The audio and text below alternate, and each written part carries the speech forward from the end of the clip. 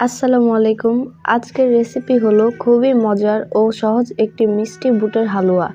শবে বরাতের জন্য এটি অনেক জনপ্রিয় এবং ঘরে তৈরি করা যায় খুব সহজ উপায়ে। এই রেসিপিটি নতুন রাঁধুনিরাও খুব সহজে বানাতে পারবে। আমি এখানে ছোলা বুট নিয়ে নিয়েছি। এটি সারা রাত ধরে পানিতে ভিজিয়ে রেখেছিলাম। এখন সিদ্ধ করার পালা। আমি খাঁটি গরুর দুধ দিয়ে এটি সিদ্ধ করে নিব। সামান্য একটু লবণও দিয়ে দিয়েছি।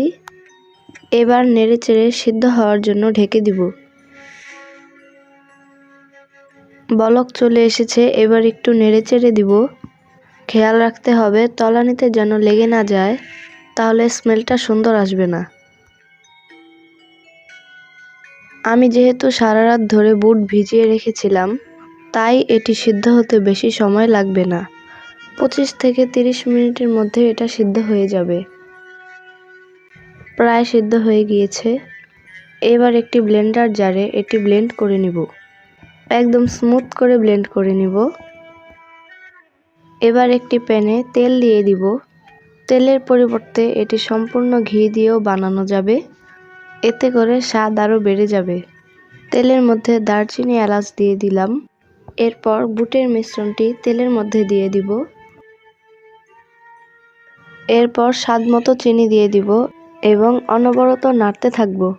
হালুয়া পারফেক্ট করার টেকনিক হলো অনবরত নাড়তে থাকা। একবার যদি লেগে যায় তাহলে স্বাদ নষ্ট হয়ে যাবে। এই পর্যায়ে আমি একটু ফুড কালার দিয়ে দিব। এটি সম্পূর্ণ অপশনাল, আপনারা চাইলে এটি স্কিপ করতে পারেন।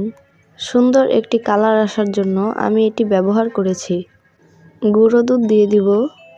গুঁড়ো দুধ দেওয়ার কারণে টেস্ট আরও বেড়ে যাবে। নেড়েচেড়ে ভালোভাবে মিক্স করে নিব। হালুয়া প্রায় হয়ে গিয়েছে। শেষ পর্যায়ে অল্প ঘি দিয়ে দিব এবং ভালোভাবে মিক্স করে নেব। এই টাইমে ঘি দেওয়ার কারণে খুব সুন্দর একটি ফ্লেভার চলে আসবে। দেখতেই পাচ্ছেন খুব সুন্দরভাবে হালুয়াটি তৈরি হয়ে গিয়েছে। এবার একটি ট্রেতে এরকম করে ঘি ছড়িয়ে দিব এবং বুটের মিশ্রণটি ঢেলে দিব। গরম থাকা অবস্থায় মিশ্রণটি ভালোভাবে ছড়িয়ে নিতে হবে, না হলে পরে শেপ দেওয়া যাবে না। এভাবে চেপে চেপে সারফেসটি মসৃণ করে নিতে হবে। ঠিক এরকম করে মসৃণ করে নিব এবং ঠান্ডা হওয়া পর্যন্ত অপেক্ষা করব। ঠান্ডা হয়ে গেলে পছন্দ মতো শেপ করে কেটে নিব। আমার কাছে বরফি শেপটাই সুবিধার লাগে, তাই আমি বরফি শেপ করে কেটে নিব। এই ছিল আজকের রেসিপি, শবে বরাত স্পেশাল বুটের হালুয়া। আশা করি রেসিপিটি আপনাদের ভালো লেগেছে। আপনি যদি বানিয়ে দেখেন অবশ্যই জানাবেন আপনার অভিজ্ঞতা। আর ভিডিওটি ভালো লাগলে লাইক, শেয়ার এবং চ্যানেলটি সাবস্ক্রাইব করতে ভুলবেন না। নতুন নতুন রেসিপি নিয়ে আবার হাজির হব। ততক্ষণ পর্যন্ত সুস্থ থাকুন, ভালো থাকুন। আল্লাহ হাফেজ।